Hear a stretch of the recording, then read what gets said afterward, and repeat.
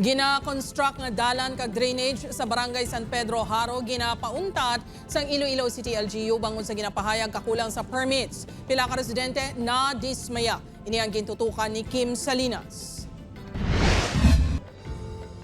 Nag-issue sang cease and desist order si Iloilo City Mayor Jerry Treñas sa ginatukod nga road and drainage project sang DPWH ICDO sa Barangay San Pedro Haro, Iloilo City.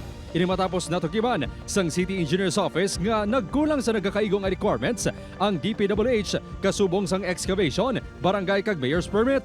Nakip na ang pag-apply sa road closure ordinance.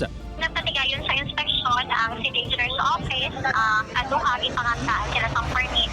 And then, I think daw twice sila nga nag-issue sang stoppage order hanggang ang contractor wala nila gin-receive ang stoppage order. Dugay ni Pantilaga, wala ginbaton sa DPWH ICDO ang orders ang ginpadulungan sang representante sang LGU sa ila opisina. Depensa sang DPWH ICDO, wala nila iniginbaton bangod wala ini na-address sa mga opisyal sang talatapan kundi kay DPWH 6 Regional Director Engineer Sunny Boy Oropel. Ang pagpauntat ang ginkarismaya sang pila ka mga residente sang barangay.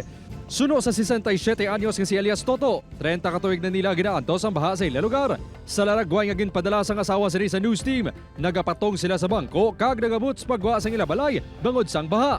Ang proyekto ang ginalantaw kung tani nga sabat sa sitwasyon. Abi na mong gani, this is now hallelujah bla opportunity for us nga maka-avail makami sang project sang government. This is for everybody man kay tagsa-tagsak man inang taxpayer man. Suno sa punong barangay, wala gid nakapalapit sa ila ahensya o kon ang kontraktor sang proyekto.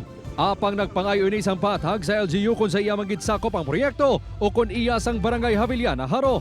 So kibot ko kay at the time sa kumpisang project ko ay gigo kabalo. Nga may gina-implementar gina nga project. Suno sa LGU, bukas sila sa pagpadayon sa proyekto kung makomply lang sa ahensya ang ila kakulangan. Upod kay Romel Porquia, Kim Salinas, One Western Visayas.